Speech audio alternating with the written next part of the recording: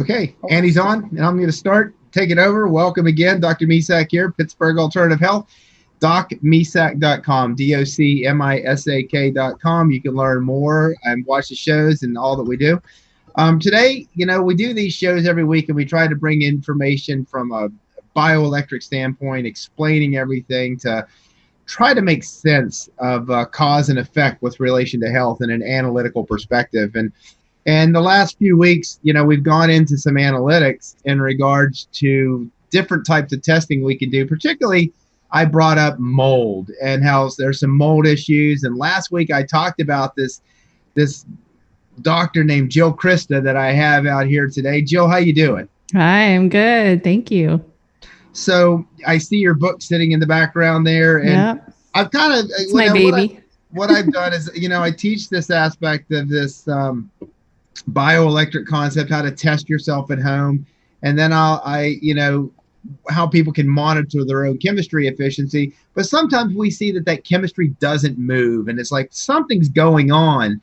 And there are some things like Lyme disease and mold and some things like, we got to figure out underlying aspects. So I talk about other ways of analysis, and particularly organic acid testing, and how that's a gateway test to kind of say, oh my, look at what could be going on here and there. And then how, with me following what I teach with RBTI, my organic acid test, there was not a single parameter that was outside of normal. Not a single one. Awesome. However, my mold levels, they were skyrocketing, my mycotoxin levels. And so, and I know, because I knew I'd had exposure. I know that I get congestion and stuff. And I know I've got issues in my house that I'm still dealing with. And so, but I want to bring you on today, and, I'm going to let you run a little bit, explain, you could tell your aspect of, where we were in school together to, I don't know if you're going to release some information about me in school and how I was. But one thing I did want to ask you a question, because we had a class that we had together where it was one of those practical classes where we had to go back and review processes and teach it to each other. And somebody wrote this story about Ruby the red corpuscle. Was that you? No, I wonder who that was. Oh, that must have been Jean. That was your Jean. So I thought it was you that told this great story of a red blood cell's life. That sounds like Jean. Do you remember that page? I don't. Okay. You have such a good memory. I think you moved from one rainforest to another, from Portland to Pittsburgh. I think mold got me in Portland. It was such a wet place. I swear I have like total blocks of stuff that happened at school. I'm like, that's gone. So we were learning a lot. Tell us how this book came together. Tell us why mold has become to make yourself a specialist in this area at this point. Yeah, well, it sort of found me, as that's the way it works. I'm sure you've had the same thing. Like your angels are saying, you need to help people with this, and then we're going to provide this tool. And so that's kind of how it started. I went from school, I ended up in Wisconsin. So my family is, and that is Lyme country. So I started working with Lyme patients, and I didn't know it was Lyme patients. I started with primary care practice. And as you know, when you find and treat the cause using principles in naturopathic medicine, people generally get better because we have very motivated patients. They're willing to do the homework. This medicine isn't for everybody, but it definitely is for the people that are willing to do homework. And I had this group of people. It was like, this isn't working. Like you're talking about, there's a blockage here that I'm using all the same things that work for most of my patients, and something isn't working. And that's when I really got into heavy metals, because I live in an hour away from 2 lead mines. So we have lead like crazy here. We're in the Rust We have Belt. 50 coal-producing power plants within a 100-mile radius. You got the same thing. So I think if you're doing any kind of treatment of human or animals, you are doing environmental medicine, because that's what's impacting our health. So then some of those people got better when we started addressing heavy metals and atrazine and dioxin and all the things in our water. And then there's this group that didn't. And then I discovered I'm in Lyme country and became a Lyme specialist. And again, applying the principles of naturopathic medicine, people get better, except this other really stubborn group. I mean, they're not stubborn patients, but their symptoms were stubborn. And so there's that frequency block that is so profound with mold. It changes you at a frequency level.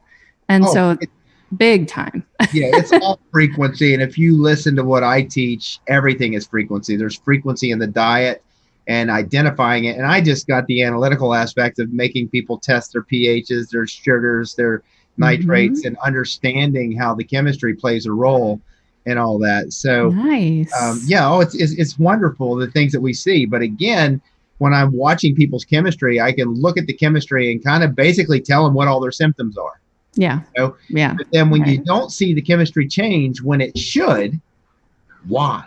Why? And that was exactly my question. I'm like, I am missing something. What is going on with these people? I'm using, natural medicine for Lyme disease really works.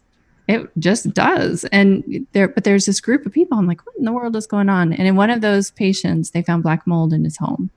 And it had been a 12-year exposure as far as the contractor could tell. And that was just like this Pandora's box for me that popped on, that I was thinking, I wonder if that's why this guy can't sleep, why he's anxious, why he has pelvic pain, ear ringing, irritable bowel syndrome, basically can't hold a joint together. He started to describe himself as the glass man because he just stepping off the curb, he would sprain his ankle a little bit. So there's all this stuff that was happening that I was attributing to Lyme, and Lyme and mold do look a lot alike. But all of a sudden I was thinking, I better get into the research. And before, when we left school, I think we had a good understanding of environmental medicine as a cursory idea of like, these are things that really can impact health. That's very different from conventional medicine, that they don't get trained in that. So I did understand a little bit about mold being like, it's a bad dude. And I thought of it more as a respiratory problem. And I knew that the toxic black mold can cause some neurological problems. That's pretty much all I knew. And as I got into the research, which is primarily animal research, there's very, very little research on humans. I found all these connections. It was just ping, ping, ping, ping, ping. And I'm just looking at this other group of patients that weren't responding and going, that's mold, that's mold, that's mold. And so we got digging into their homes and their exposures in the past. Sure enough, it's mold. And so, that was this big light bulb. And that's how I became kind of an expert in mold and created my clinical questionnaire and the protocol and all of these things that went along with me just trying to do this in practice. And then we had mold in my own house. Yeah, I had a client, now that I've started doing, I've adding that organic acid testing and doing that. It was really funny. People, I told you a story where I went to a Great Plains lab training seminar, and I sat down, and you sat down beside me, and I'm like, oh my God, I know you. And you're like, yeah, Darrell, you should. Hi, Darrell. I know my hair color has changed a little bit. I'm trying to hide the gray a little bit. but the biggest thing that like we're sitting here looking for the why, why, how can we explain the why? And we turn around, and like last week, at that seminar, one of those practitioners showed Biomin, the company that does the agricultural studies in regards to mold and mycotoxins with regards to agriculture, and how it affects our animals, and how it's in 80% of the food, and the endocrine disruption, and the hormone, and all of the different factors that they're seeing in the animal world. But yet we're eating the same food. Why do we not see this in, human mycotosis? Mycotosis. Why? What's the issue here? Why do we only have a handful of labs, not even a handful of labs, that will actually test and show people that this is what's going on? Why do you think, and I'm putting you on the spot here from a political standpoint, I'm pretty outspoken about this. Yeah. Why do you think that this is such a topic that is not expanded upon as far as health concerns? Because what I'm starting to see is like, oh my God, that's mold. And I had a client recently said, no, there's no mold. There's no mold. And so she had somebody come in and test. And when they checked her ceiling, the whole ceiling fell down while the guy was there. Massive exposure right at that moment. And then the last 3 months, we were working through symptoms with her. And helping her to deal with this. And she's like, you were right. It was mold. Oh, gosh. Yeah. And out of all the environmental medicine patients that I've worked with, and we're talking lead, cadmium, tungsten combination, which are the most stubborn to get out of a body, mold sick patients are the most stubborn to, or the most resistant to the idea that mold is the problem. They're they will negotiate all day long with you of like, it couldn't be mold. It couldn't be mold. It couldn't be mold. And, I think I had one of the docs that took my doc training course recently. She said, I see that a lot. And I think what it is that people feel like you're judging their hygiene and how they keep a house. So if it is mold in their home, you're sort of saying like, you're a messy person and you're, kind of a delinquent and that kind of thing. And that's not it at all. Mold happens to you. Yeah. Well, it's interesting because it nukes all your sulfation, all these mycotoxins. So yeah, it really kind of becomes a sulfur intolerance. You see a lot of that with mold toxicity. So yeah. Vitamin D, that active B1 is amazing in these clients. Yeah. Active thiamine.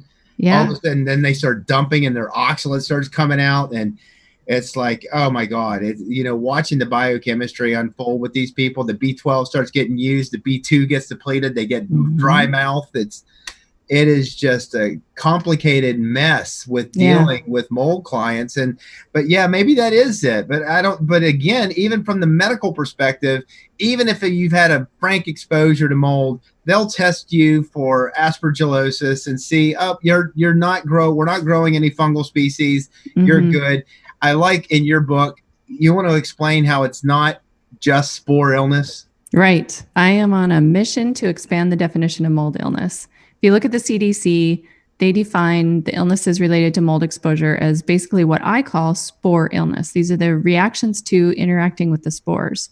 So that's, asthma, allergies, hay fever, postnasal drip, sinusitis, and hypersensitivity pneumonitis, which for normal people means irritable lungs or fragile lungs. That's like 15% of all the mold sick people that I see. Because if those spores are trapped behind building material, you're not having any of those reactions, but you are being sick from the other part of mold, which is mycotoxins. So it should be, I'm trying to create kind of a new math model for mold sickness, that mold sickness equals spore sickness plus mycotoxin sickness and plus all these other chemicals that mold secretes as part of its normal living life. They're kind of like mold exhaust. If mold is the factory, this is the smoke. And that is why B1 works. We use that for alcoholics. Well, what do you get alcohol from? Yeast fermentation. So what do you think you're getting, in an indoor environment when you have mold fermenting your home? You're going to get exposed to those alcohols as well. So they actually can look like an alcoholic. I've had numerous patients that their GGT is high. They have fatty liver. And, what is a normal doctor going to tell them? You need to stop drinking. Mm-hmm. I'm not. Yeah. I'm not drinking. Yeah. And so, and it's literally they're breathing. Have you experimented with acetaldehyde phenolic compounds in these clients? No. Interesting. To remember that? Yeah. That's a good, see, you're always though, you're 1,000 times faster on the uptake of biochemistry than I am. And I even like biochemistry. Yeah. Well, that's not the idea. It's just, I think of how things play together and how they work together. And so I remember those phenolic compounds, the candida, the acetaldehyde, and how you'd see in yeast patients how they couldn't process alcohol. And we'd always think that everybody, and a lot of these mold people, I've got chronic candida. I've got chronic candida. Oh, so many, nonstop. They're convinced that it's candida. And, but acetaldehyde, that phenolic compound, little drop doses, 3 drops 3 times a day. And all of a sudden they don't feel like they're lightheaded and dizzy and all of that drunkenness per se. Interesting. I do use a lot of essential oils, and there's phenols in a lot of these essential oils as well, and aldehydes. So maybe I'm using them and don't even know that didn't even realize what I was doing. I thought I was killing off the mold. Because that's the thing, is like when you're exposed to those toxins from an indoor environment, these molds make them in a competitive environment. They're very expensive for mold to make. So it will only make it when there's other molds around or other bacteria that want to take over its little lakefront property that it found in your house. And you don't even need frank water. All you need is humidity. Now in Pittsburgh, like I said, you are in a rainforest, And so we're building homes that should be built in a desert, we're using those building practices. We're building that in a rainforest. So we're using wood and digested paper and drywall and all of these things in a rainforest. What is mold going to do? It's going to move in and do its job, decompose and make it into nutrients for your next living things to eat. Exactly. Well, you presented a little scenario at the conference that I went to, and you talked about that same scenario of mold in your body. Like, hey, I will, if I'm going to die, this is what I'm going to do before I die. Hey, you're in my space. Can you give people a visual of how mold can occupy them and the things that can go along with that? Yeah, you bet. It's sort of a continuum. So when you're first exposed to those toxins in the indoor environment, your body first is just dealing with the toxin. And if that goes on long enough, now the flora that's normally, we call it a microbiome in the gut, a sinubiome in the sinuses, there's a lung biome, there's all these natural bacteria, fungus, critters that are part of our bodies that keep things in balance and protect our mucosal lining. After a certain amount of exposure, your own flora starts to say, wait a minute, something is trying to harm us. I now need to defend myself. And now you are making endogenous toxin. So now you are not only being exposed to this toxin from your environment, you're creating it inside of yourself. And we see people with candida overgrowth have very high gliotoxin. That's one of the mycotoxins that candida releases. So that's an example, but we see this all throughout the body, starting from the sinuses and working all the way down.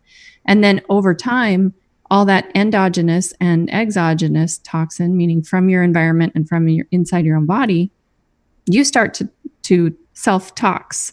And that's toxic to your immune system. And now your immune system starts to shut down. And now you can get overgrowth of things that should be symbiotic in a small amount, but now that your immune system isn't there to control it. And so you get this whole dysbiosis, you get SIBO, you can get all kinds of things. And then eventually, if your immune system is nuked enough, the molds from that environment, if there are spores around, they'll move into your body. And that's what doctors are looking for. That's what conventional medicine has been trained as aspergillosis, which is aspergillus moves into your lungs. It can also diffuse to any organ system, including the brain. And that is really hard to detect. We have a little bit better testing with tests like Fungitel and things that are looking for beta glucans in the blood. But it's very hard to find aspergillus. So someone has to be, in conventional medicine, doctors are taught that's only immune deficient patients, people with HIV, people with hypogam, so low IgG, chemo. That's the only people that this happens to. And in my experience with mold, that is just not true. People they're walking with aspergillus infections. I would agree. I would agree completely. I think that, and mold people are a lot of times I'm finding are the ones that are having the autoimmune conditions. So Don't you love unknown etiology? Yeah. We don't know why it happens, but you have an autoimmune condition and your body is attacking itself. And so whatever you do, don't stimulate your immune system. Right. That stimulation concept of an immune system is weird. Oh my God. Yeah. And so, but anyway, when I'm turning around and, what I find is that microbiome is a lot deeper than than in the gut and in the vaginal cavity, and these bugs are all throughout us. And that's why I have machines like that Rife machine back there it works incredible for not only Lyme patients, but, we make these things free. You can come in and use these for free if you're my client. Oh, cool. That's great. Well, if you claim they work, then you charge them, then you're claiming something that the FDA says you can't claim, and therefore it's fraud, right? Jeez. So, hey. Back to your question about why don't we have human research? It is a purposeful omission. There are a lot of very wealthy people wanting mold to not be a real thing. You think about a company that if they have not taken care of their built structure and they've made all their employees sick, now they have to cover healthcare expenses. No way. There's landlords that are just, there are definitely mold canaries, the people that get really sick fast. And then there are people that it takes a little while. And I try to really have people understand that these mycotoxins are used for biowarfare. Militaries around the world are concentrating these mycotoxins and storing them to be used as biowarfare. So do they affect everybody? Yes. It's a matter of dose and duration and susceptibility. So yeah. Scary stuff. Susceptibility. Is there a marker that somebody could say, hey, I'm more susceptible to mold, genetic or something that says if you have this gene, you're more likely to be one that, hey, I had the same canary. exposure as my spouse. I'm fine. I get a little runny nose in the morning, but she's tired all the time, can't get out of bed, and going down the Hashimoto's thyroiditis pathway. Right. Yeah, there are genes out there, and Dr. Shoemaker has been working really hard with his group. I know that Dr. Wayne Anderson helped create this sort of, and Neil Nathan, this Rosetta Stone for HLAs, so that you can kind of tell by the code, by which HLA, DB1, that kind of thing. There are these different HLA expressions on the cell that apparently make you more of a genetic canary to mold sickness. And unfortunately, though, that what that did was fuel a fear of people saying, oh my God, I have the dreaded gene. Now I'm going to never get well. Right. And in my experience, that has been a very small part of someone's picture, probably 10 to 15%. These are the people then that we are going to have to really work on immune resilience, not just getting better from mold, but like having to really scoop them back up for resiliency. What I've seen be more important is, other than the obvious, nutritional status, huge. Your glutathione and vitamin D status is a big deal. Your essential fatty acid status, also previous exposures. But as far as genetics, I've seen that the methylation SNPs and those that have to do with detoxification are a bigger determinant to how hard it is for you to get better from mold, which makes sense because it's a toxin disease. Which came first, the chicken or the egg? So what was the incidence of methyl tetrahydrofolate reductase issues 30 years ago prior to genetic modification of foods? That's right. Okay. That's right. And so now, and then when Great Smokies, who became Great Plains, Genova, I think. Genova now. No, okay. I think they're Genova. And they became Genova Diagnostics, and they started doing those genetic testing back around the early 2000s, and they were finding that 60+% of people were showing that MTHFR mutation. Wow, massive. I didn't know it was that high. Oh, it was like 60% of American population. Interesting. Huge. And so now we see all these people, and if you so you mentioned another great book, Neil Nathan, and his book Toxic, and he mentions mold in there and has some attributes of things to look for. Really, he's in the forefront of kind of education, definitely in regards to what's going on with this. In your book, I want to plug your book for you, just simply because you're practical, and I am like my brain goes to the let's talk biochemistry and those type of things, and I try to keep it under control. But your book is written in a way that if somebody actually have any mold exposures and potentially thinks that, wow, can all of my crazy symptoms be mold related? You wrote like a self-help book to yourself, is the way that I read that. Yeah, that's exactly it. When we found mold in my house, when the flood revealed itself, I knew exactly what to do. I got into action, started treating my family, myself, our dog, because it was like, oh, it's mold. Oh, that's what this is all about. And, even though I knew everything about mold, or not everything, that's quite a claim, isn't it? But, I knew how to recognize it when it's happening to you. It's that whole cook a frog concept. It was just like little by little by little, I was getting more fatigued, more brain cognitively affected, all that kind of stuff. When the flood revealed itself and I was like, it's mold, I kicked into action. I knew what to do based on all my research. And that's when I felt really duty bound to write a book.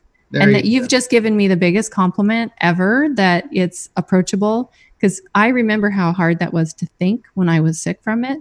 I thought, I am writing this, I could have written a tome for the amount of research I did. I had a ream's worth of paper on bile, like just reading about bile and everything that it does and all the receptors and, all the things that move into that cycle and move out of that cycle. I'm really into the research part, but then I distilled all of it down to the me that couldn't think when I was sick. So a lot of people say, oh, it's really simple. And I'm like, okay, but simple is not simplistic. I took a lot of deep research and then just distill. It took a lot of hard editing. Oh yeah. I mean, I just finished my book. I just have Yay! to, Awesome. but now we have this great idea, and Annie hasn't had a chance to say a word today. She's been back there hanging out. I'm listening. No, it's fine. And so, and Annie's helping me work on the aspects of looking at how to present concepts and things like that in there. And she's like, Doc, you need 2 books. You need, this explains the whole theory aspect, and now you need a book of application. Yeah. Now what do I do? So exactly. So we're working on that application aspect, and I know what I'm putting together is going to be like, hey, it's up here. Can you, and everyone's going to be like, can you bring it down here so we can make sense of this, And so Annie is kind of helping me with that. But you mentioned something really important there again. And I love how this conversation's going, but well, we were taught Walter Crennion and the whole aspect of detox. And that's why I have infrared sauna, I have ionic foot baths, I have colon hydrotherapy, I have infrared biomats, I have a hyperbaric chambers, all this stuff. I have these, all this stuff is here at my office. And I always focused in on detox and that total load theory. But, but whenever people came for anything, we were always taught that no matter what, the liver needs support. So everything that I started with was liver support and liver support and liver support.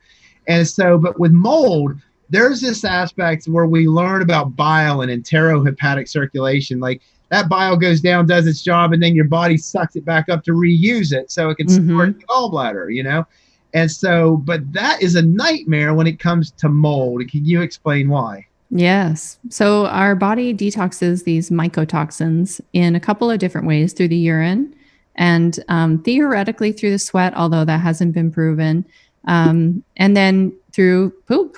And that happens in the intestines. Bile is secreted, and then bile picks up our fat soluble things, which is vitamins out of our food and toxins. So it worked really, really well before we had man-made toxins that were lipophilic or fat soluble. But now that we have these toxins, most are. And that's the thing that, I tell people, this is a bioaccumulation because it's not a water soluble toxin. It is a fat soluble one, and it will go into every fatty tissue in your body, which, as we know as doctors, is more than just love handles. Like that, your brain is fat, your gut lining is fat. Your immune system, bone marrow is fat. Every lining of every cell in our body is made of lipids. So every mitochondria, same thing. So you can get the idea now of where these mycotoxins can go. And, detoxification and starting with the liver is so important. But if you're just recycling that bile, we recycle about 93% of it. If you're not eating enough fiber in your diet, you don't have the opportunity to make fresh, clean bile because you're grabbing most of it back up out of the inside. We call it the lumen, so the inside of the intestines. That bile will pick it up and it'll just take it back up to the liver so that we could store our fat soluble nutrients. Well, if it's a toxin, now the liver's like, oh, I've already handled this thing. Okay, I'll package it up and send it out to the poop again. And then the bile goes out, picks it up, and carries it back to the liver again. And so you get this whole circulation of the toxin. And it's kind of like the definition of biochemical insanity. The liver's like, again, you're bringing me this again. So high fiber food is the blocker there. When we're really hitting the antifungals, you often need to add some extra things like charcoal or a clay or, in some patients, you have to use pharmaceuticals, but generally not. If they're our kind of patient that's coming to see us, they're willing to change their diet. And so usually just through diet, I can do this. Steamed kale was actually shown to be a very, very, very effective bile binder. Right. But the only problem with steamed kale is the high oxalates. And some of these people with the molds, they do not process those oxalates, and they're formers or stones. Yes. So you just got to that out very much so. So a lot of times, like Shoemaker protocol, they don't do any antifungals. And for me, that's been a key part of doing this. Is if back in the story of like your own flora saying, uh-oh, something's trying to move in, I better start acting bad. And then you get that fungal overgrowth.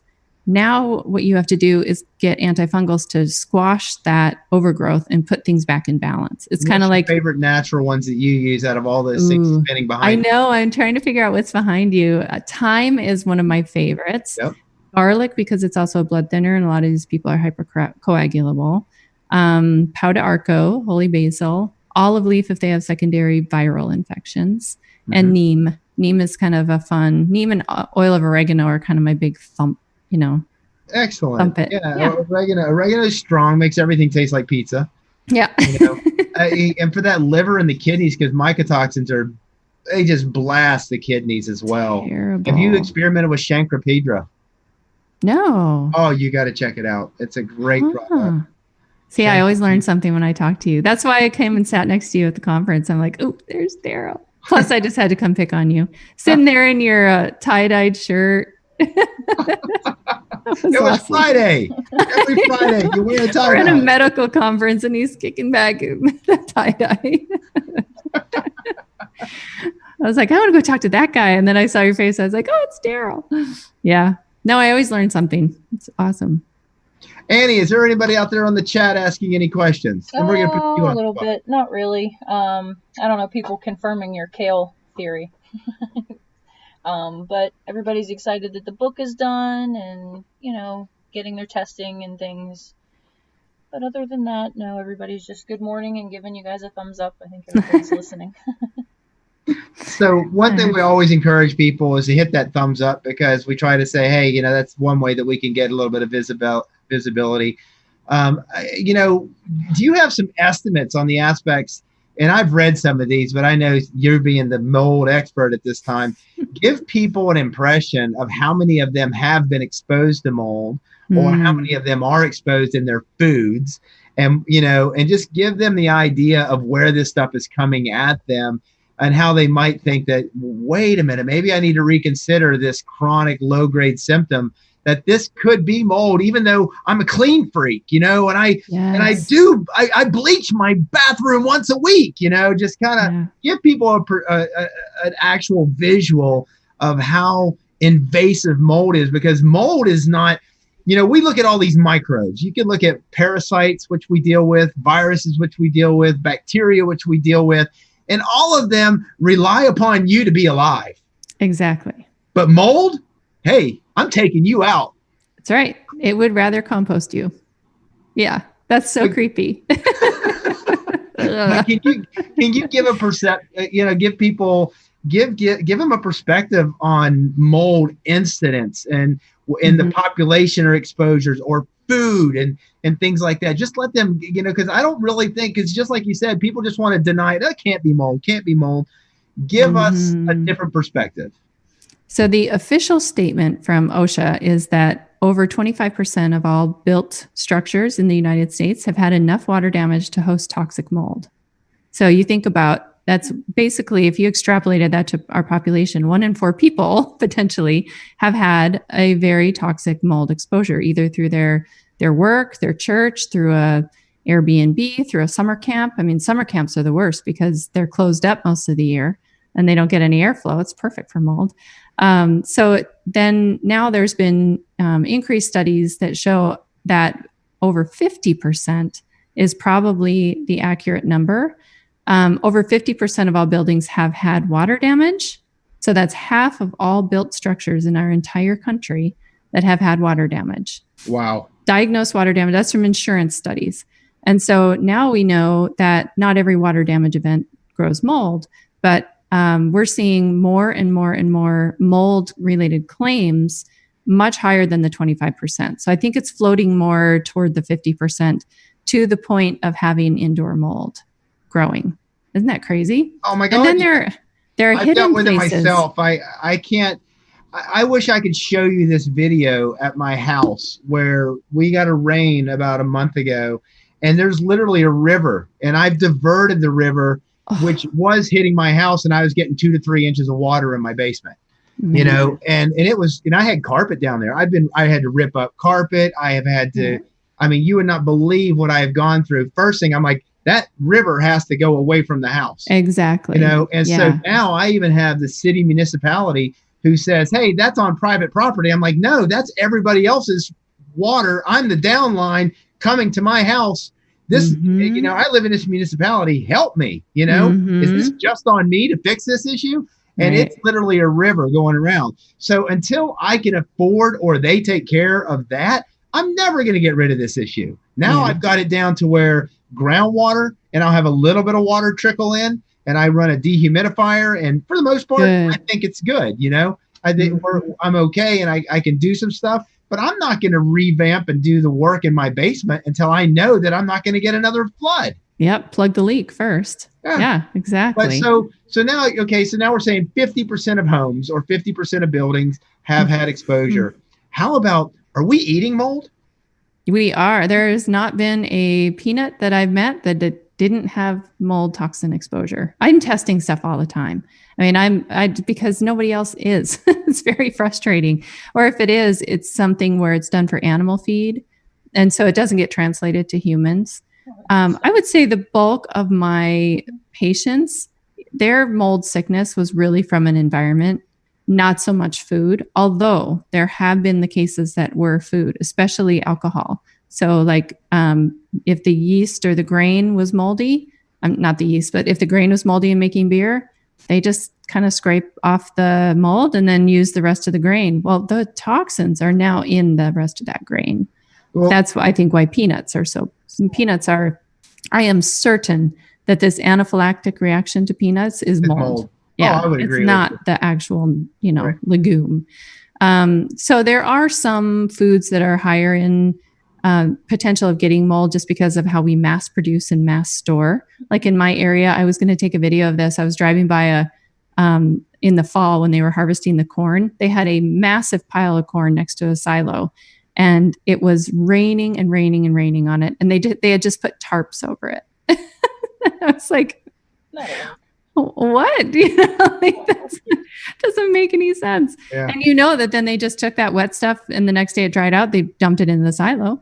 Mm-hmm. So, corn, soy, peanuts, grains of all kind, those are going to be your higher mycotoxin exposure kind of foods. And then some foods are just glyphosate on that wheat products. Yeah. So you get that that's just double hit. The immune system even more. Mm-hmm. Coffee, it's shown that, the best way to separate coffee is the wet method, and they pour it in water, and all the coffee beans that float are the ones that are considered moldy, and they scrape those off, and then they dry out the coffee afterwards. And that's disgusting. How they do low.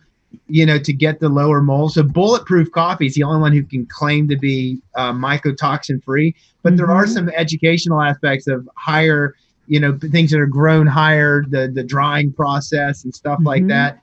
But, when you're talking about animals and what they're adding to animal feed to help the animals to deal with the mycotoxins, yes. I watched that video. I learned what they're putting in.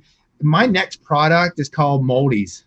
And I'm putting charcoal, I'm putting zeolite, I'm putting clay, I've got herbs, I've got garlic and different herbs in there, your oregano, all this stuff. When we're looking at dealing with mold, we're looking at an arsenal of 20 products, And so what if you could take one thing? So currently I'm taking my own Moldies that I formulated right here. I got my little capsule device, capsule maker up top. And then I'm going to retest my mycotoxin levels, and I'm going to see if they came down. And then I'm going to pitch it out to GPL and say, listen, you guys are promoting 10 products. How about you start with one? Just one. Yeah. Well, that's the hard thing too, is because we're all an individual. You gave the example earlier of the guy who has a little bit of sinusitis, but his wife has chronic fatigue syndrome. It's like everybody has their own way that they're expressing the mold, but we use primarily the same things for every body, because it has been shown to do certain things. And that's what I found in my animal research. And nobody was talking about bitters and bile moving and essential fats and bioflavonoids, except those that are doing animal husbandry. And that's what they're adding to the feed. They're adding DHA. They're adding quercetin, rosemary, any kind of bioflavonoid. They're adding turmeric and resveratrol. So these are really important nutrients that those that are taking care of animal stock that may be eating moldy corn feed and, corn mash or whatever, especially pigs are so moldy. Their feed is boiler chickens, pigs, cows. Why do you think people are dairy allergic? Why do you think people are coming up allergic on eggs? It's probably because they're feeding glyphosate laden, mycotoxin laden food to these things, which are fat soluble toxins that bioaccumulate in fatty tissues, which is An egg is all fat, and dairy is fat, Right. so it's like, it starts to kind of make sense that now you're And basically. here's an interesting fact too, is like, we're like, go organic, go organic, go organic. How about your wine taster? Yeah. Yeah. So primarily, if people are listening and freaked out, primarily the remedy is to go organic, because and not like AstroTurf green organic, like truly know your farmer, support your CSAs, like truly organic. Usually that is going to be giving you smaller batch, healthier produce, not just from a pesticide standpoint, but from a mold standpoint. Except there's a dirty little secret in the wine industry. If you live near wine country of any kind, they are actually spraying fungicide over grapes, because if you think about how we grow grapes, these vineyards, they are like the babies, like they weed around it. These little grapevines are all by themselves. They're not in community at all.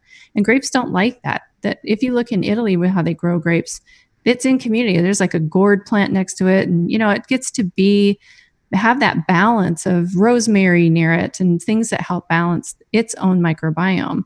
But if you look in like California country, they're just standing on their own and they're not in community. So what happens to any of us that's not in community? We don't do well. We don't thrive. And so they get fungal infections. And if you're only growing one monoculture thing, if one gets sick, they all get sick. And so they're spraying fungicide over the top. And so if you're drinking normal wine, non-organic wine, you're drinking fungicide. If you're drinking organic wine, some places are trying to use that kind of growing model, but no chemicals, and their wine is really moldy. So moldy. So whatever. You're such a naturopath. I know. Tying it all back together and everything. Yeah, well, kind of makes sense. I mean, that's the way we got to look at it holistically. Exactly. Annie, any questions out there? Yeah, I got one question. Somebody's asking, loving the information, but asking where to go. Asking, what about patients without a gallbladder? Oh, that's such a good question. Yeah. So they actually fare better than the people with gallbladders, interestingly enough. And quite a number of gallbladder removal surgeries didn't really need to happen if we could have gotten to them a little bit earlier. And I see Darrell saying, yes, yes, yes. But if you're missing a gallbladder, you still make bile. The gallbladder just stores the bile. The liver is who makes the bile. So you still are dealing with the same recycling of the bile, but they lose a lot more bile. So I've actually found that people who are missing a gallbladder tend to get better from mold faster than people who have a gallbladder. If they've bioaccumulated, they're having to make new bile all the time. They can also tend to have a lot more gut disruption because that bile is dripping all the time. So we typically need to do a lot more to support the gut. But yeah, actually from my mold sick and Lyme sick patients, it does seem like the gallbladder becomes a storehouse of toxin and microbes. Darrell, what do you think about all that? Have you seen that? Well, I totally have. I mean, when you're looking at I've prevented people from having their gallbladders removed. I've had acute appendicitis not get their appendix removed. But you don't tell people how to do that. No, we don't. But you could has nothing to do with bryonia, nothing to do with it. Do some colonics. Let's clean you out. Let's reduce the load on the gut. Let's restore it.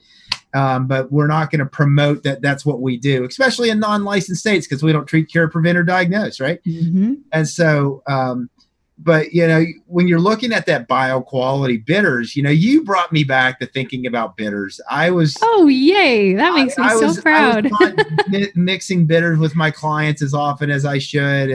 And I was using more of a product base and things like that. But the phosphatidylcholine, sometimes you have to use even lecithin, using some, but it's all soy driven. And is it in a safe soy, non-GMO kind of base product?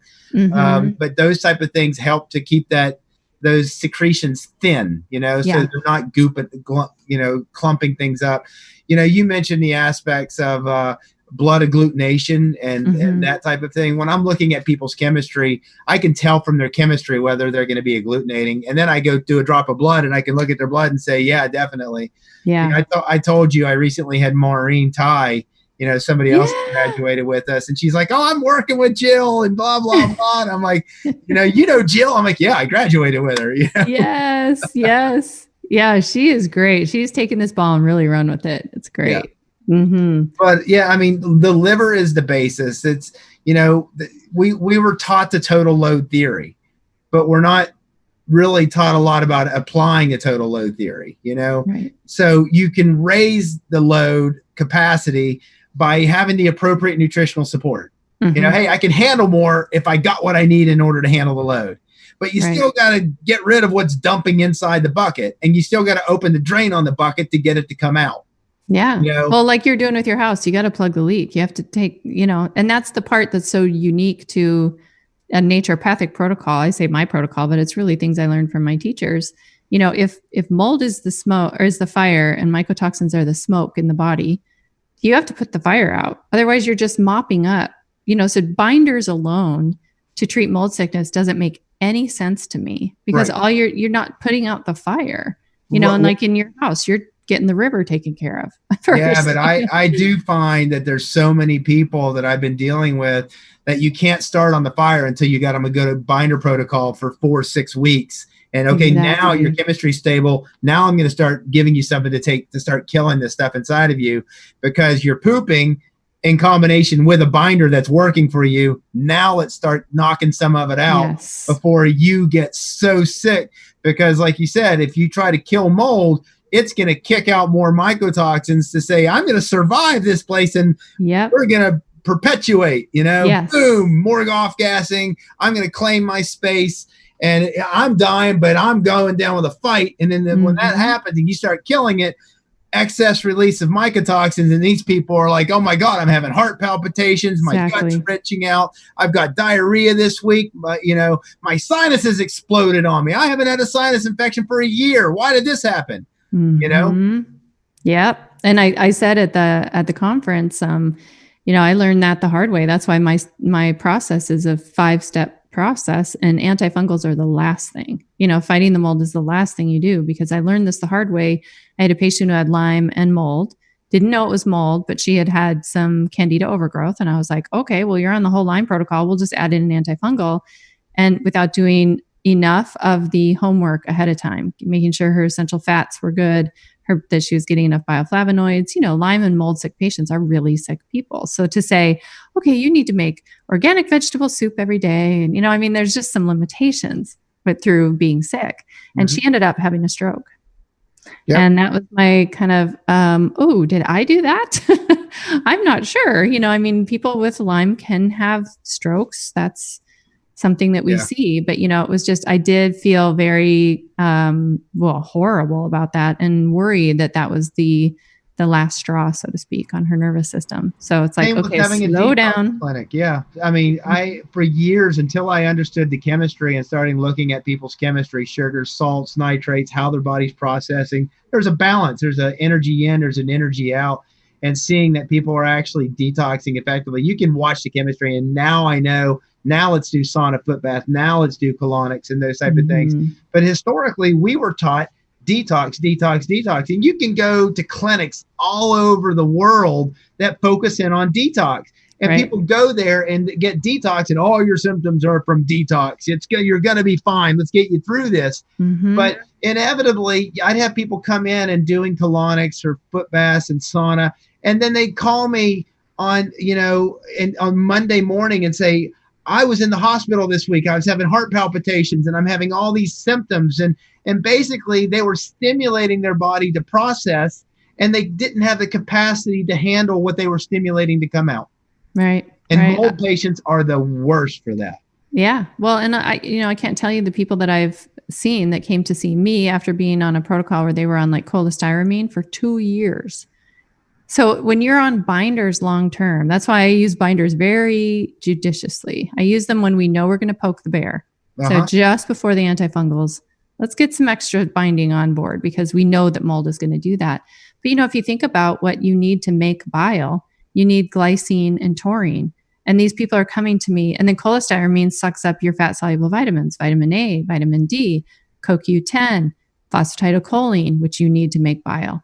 So they come to me with anxiety, insomnia, all of the mitochondrial dysfunction. And I'm like, let's see, glycine deficiency, anxiety, taurine and phosphatidylcholine deficiency, mitochondrial dysfunction. You can't make melatonin. Those are critical nutrients that we make serotonin to make melatonin. B vitamin deficiencies, vitamin D, mold blocks vitamin D receptors.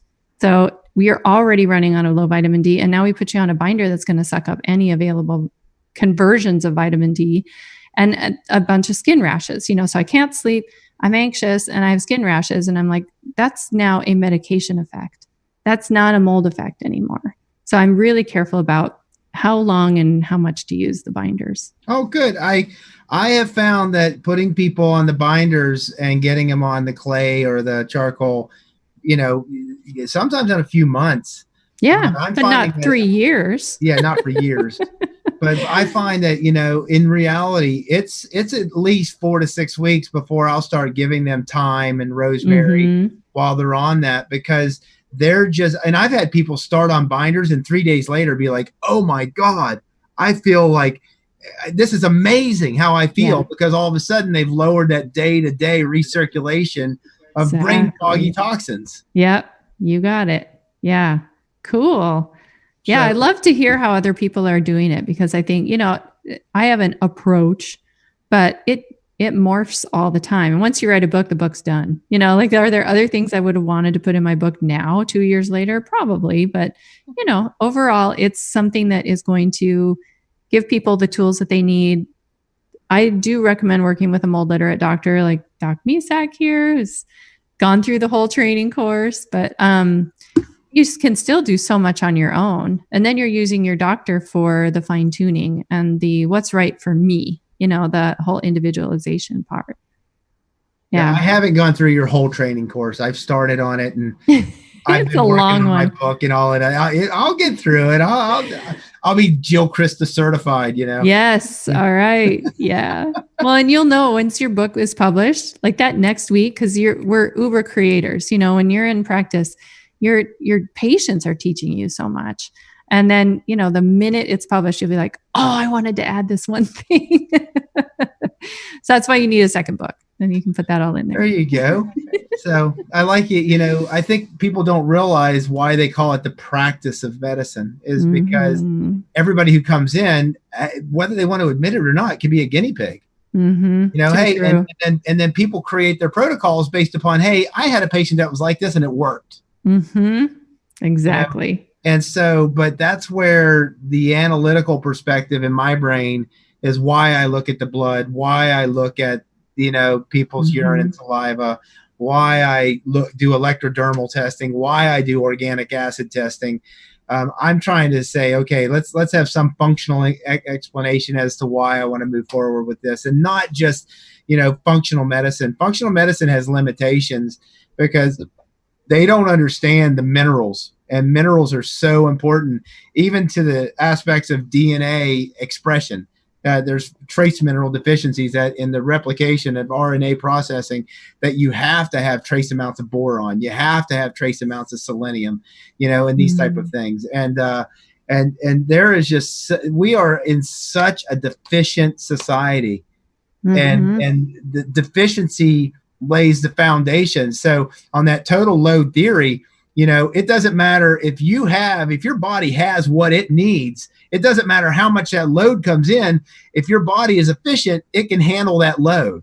Right. So when you exceed the capacity to handle the load, that's, Carrie Reams explained, the first day that you consume more energy than you get from your food is the first day of disease. But the problem is that food that he was growing versus food that's being grown today are two totally different things. Yeah. Yeah. He loved soy. He thought children should only eat soy products up until the age of 12 and stay away from meat because they don't have the digestive capacity to handle them. Wow. However, there was no such thing as genetically modified soy back then. Right. And Roundup and exactly all of that. Yeah. And that's why it is the practice of medicine. Even if you've been in practice for 60 years, the world around us changes. And that changes the biology and biography of these people that we see. That's why there's always stuff to learn. There's always something new. And just when you think you got something like with mold, just when I think, okay, I kind of figure this out, then of course I'm going to see the person who has mold sickness that none of my stuff is touching, so then Right. It's like, okay, now we've tried frequency specific microcurrent. We've tried peloid therapy. We tried all this stuff you put in your mouth. We tried coffee enemas and, all the stuff I teach in my course to doctors. Now what, and of course, is it mold anymore? It's always the question. I wish we had better testing. I wish we had, testing that regular medicine would understand. I think that really would help us. And I really applaud you for creating those quantifiable things to diagnose patients so that it shortens the time frame of us experimenting on them. That's why I created my questionnaire. I was like, I need numbers. I need to take all these amorphous symptoms and I need to just get a quantitative way to say, is the needle moving toward mold or is it not? Where are you on the spectrum? Because if it's not, then we need to move on and find out what's going on with you. Is your questionnaire online? If anyone wants it, it is. It's on my website on the courses page. They can get the questionnaire. Well, maybe I can interject here. People are asking, what can I do to restore my microbiome? What can I do to help myself? Maybe you can kind of plug your book, tell everybody where your information is and kind of how they start with you. Sure. So my website is drcrista.com. That's drcrista.com. And I have a ton of free resources out there. If you want the questionnaire, there's also a fun little mold quiz. It's just a short, 14 question quiz that you can take to see if mold might be affecting you. So if you're listening to this and you're thinking, oh, weird, she said tinnitus and insomnia and anxiety and, some of these kind of things, you can go and take the quiz and it'll give you a results to say, is it possibly mold or is it not? There's also a ton of free video blogs. A lot of my mold sick patients can't read. The mold hits the eyes. If you think about if you drink too much, you're a little buzzed, the eyes just don't quite work as well. Then these people are breathing air and getting drunk. So, they don't read very well. So I do a lot by video so that you can just watch and listen and not have to read too much. And if you're a reader, we are working on translating all of those blogs into text so that you can just breeze through. But there's a couple years worth of video blogs out there. If you get through the first page, just press the older button and it'll take you to all the older video blogs. I'm really into patient education. And in my book, I lay out all of the steps to get better and very safe, easy to find remedies that you can do yourself and get a start. Thank you.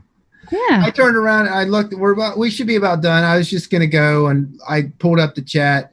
I see a couple things here. One of them was, so all people who drink wine regularly already are ill people? Question. Thank you for a great discussion. Not necessarily they're already ill, but alcohol is not working in your favor towards health. Although, I could turn around and be the hypocrite as much as anybody, and knowing that when I drink, I'm not going to sleep as well. And knowing that when I drink, I'm not going to feel as good in the morning. And knowing that, I'm going to have more snot in the morning if I am, reacting to things and whatever. Right. And there's definitely a compromise because, it affects oxygen availability, and oxygen availability affects those biochemical pathways. And that could just get over all of our heads if you start going down talking about all that stuff. Yeah. Somebody says, hey, my alk phos is high. Well, if you have an elevated alk phos, then you already have breakdown. It's an enzyme showing destruction. And so you can do what's called an alk phos isoenzyme that says, is that coming from the liver? Is that coming from the small intestines? Where's that coming from? And your doctor can get a little bit more specific in identifying where that inflammation is coming from with an alk phos isoenzyme. But bottom line, you got cell destruction occurring. And if that's happening, you could even do a serum protein electrophoresis, and then you can see, and then that can show patterns of where these things are diagnostically occurring in you. Bottom line, I'm going to go back to the basics. I'm going to look at the chemistry and say, I work on health. I don't work on disease. It's just a different, let's work on a health process instead. So, and not chase one lab. Oh, right. Yeah, Exactly. Any last words? I mean, Jill, it's always a pleasure. I mean, this has been a treat. Yeah. No, I guess just for everybody listening, if you think it might be mold, trust yourself. because there are lots of people around you that will say it isn't. And it's really easy to convince yourself that it isn't because it's inconvenient to have a mold problem. It might be your own home.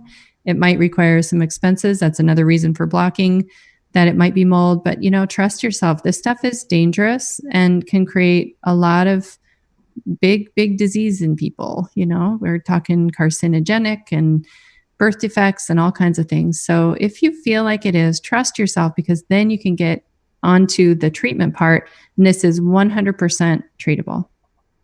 Thank you. Yeah.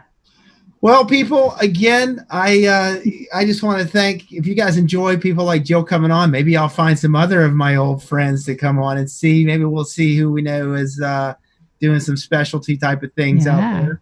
But Jill, I'd love to do this again sometime. I thank you for being on. Those of you who are out there, again, share this type of information. Hit that thumbs up, because the percentage of thumbs up does make a difference on how this shows up on searches.